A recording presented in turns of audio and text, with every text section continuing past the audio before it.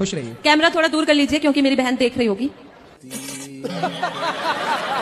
Camera तो... नहीं, वो जो मैं आपसे पूछ वाली हूँ ना, उससे उसको थोड़ा ज्यादा दुख होता है। अच्छा, पर कैमरा वो सारी दुनिया सुनेगी। एक प्रश्न पूछती हूँ, जी। उसमें कैमरा चालू रहे बट दूसरे में ना रहे। क्या प्रश्न क्या है ये बताओ। कैमरा चालू है। कैमरा चालू है, बाद में पूछ लेना फिर। खुश रहिए। कैमरा थोड़ा दूर कर लीजिए क्योंकि मेरी बहन देख रही होगी। नहीं, बहन तो देखेगी कैमरा तो... नहीं, वो जो मैं आपसे पूछने वाली हूँ ना, उससे उसको थोड़ा ज्यादा दुख होता है। अच्छा, पर कैमरा तो रहेगा ही। नहीं क्या? तो फिर ऑफ कैमरा पूछ लेना बाद में, जब यहाँ से उठे। यहाँ जो बोलोगी वो सारी दुनिया सुनेगी। तो मैं आपसे एक प्रश्न पूछती हूँ, उसमें कैमरा चालू रहे बट दूसरे में ना रहे। क्या प्रश्न क्या है ये बताओ। कैमरा चालू है। कैमरे तो भी चालू हैं, बाद में पूछ लेना फिर। खुश रहिए। कैमरा थोड़ा दूर। मोहन, जैसे कि तुम जानते हो, तुम्हारा सफर यहीं खत्म होता है।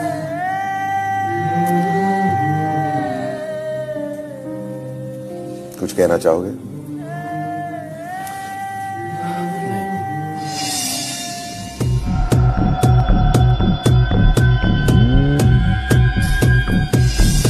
मनमोहन जी, क्या कमी रह गई मुझ में? बताइए ना, ऐसे बगैर बोले आप कैसे जा सकते हैं?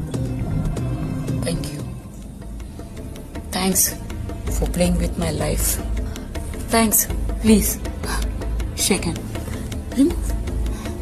थैंक्स मेरे जज्बातों से खेलने के लिए।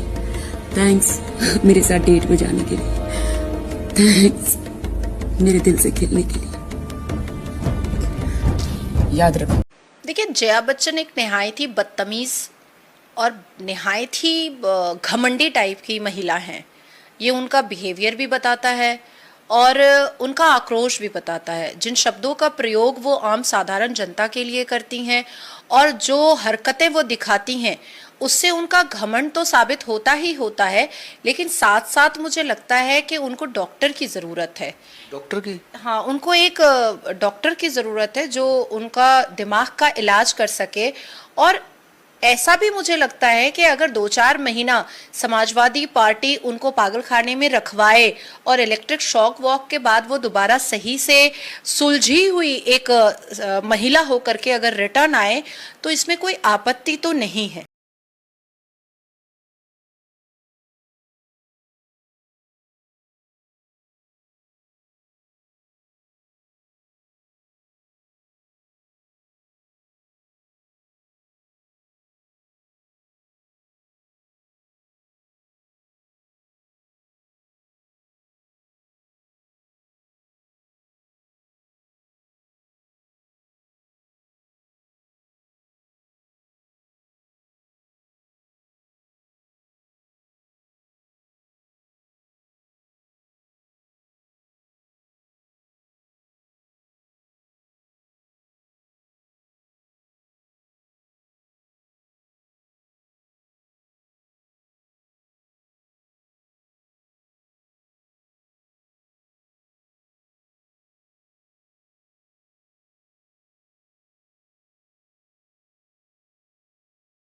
कौन देखा आपकी असलियत? मेरी माँ मेरे घर पे जा, मुझे फर्क नहीं पड़ता। तू कोई मेरा खून का रिश्ता नहीं है।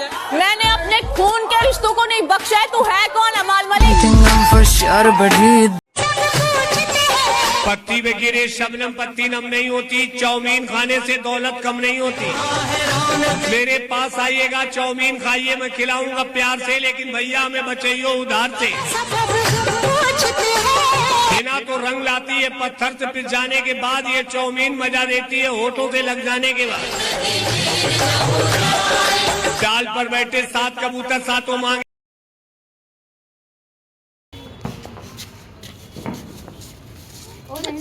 वीडियो बनाने को बोल लो फिर हिल लो।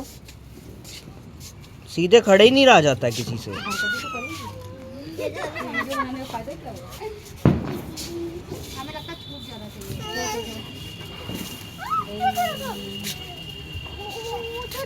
क्या बात है, नीचे उतारो उसको, नहीं जाना। छोटी बड़ी भाभी कहाँ है? क्यों, क्या हुआ? इतनी देर हो गई, मेरे कमरे की सफाई नहीं हुई अभी तक। तो एक काम कर लो ना, उस कोने में झाड़ू पड़ा है, उसे उठा लो और अपने कमरे की सफाई खुद कर डालो। क्या? मैं झाड़ू लगाऊंगी? मैं? तो और कौन करेगा? वही जो आज तक करती आई है, इस घर की सफाई करती आई है, झाड़ू लगाती आई है। कौन? बड़ी भाभी ना? वो आज तक बड़ी भूल करती आई हैं। तुम्हारा काम कर करके उन्होंने तुम्हें सुस्त और काहिल बना दिया है। क्या? मेरी बात पूरी तरह सुन लो। औरत जात को अपना काम खुद कर लेना चाहिए। इससे औरत जात की इज्जत भी रहती है और धर्म भी पूरा हो जाता है। हम भारत की मिट्टी से जन्मी बेटियां हैं, ये हमेशा याद रखना चाहिए। अब शर्माओ मत।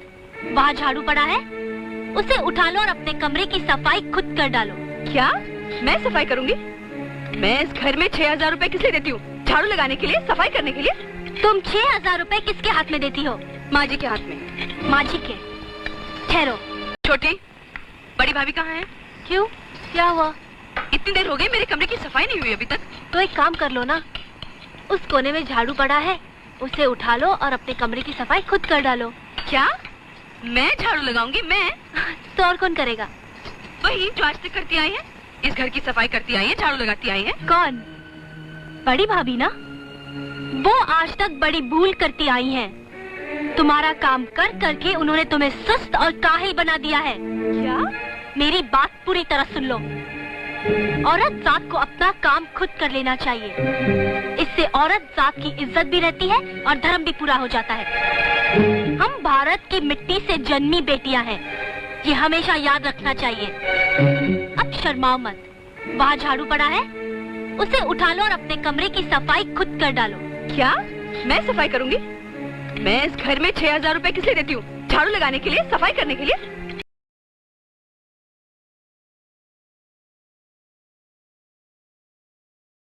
शर्म कीजिए कुनिका जी, शर्म कीजिए। शर्म। मुझे कोई शर्म नहीं।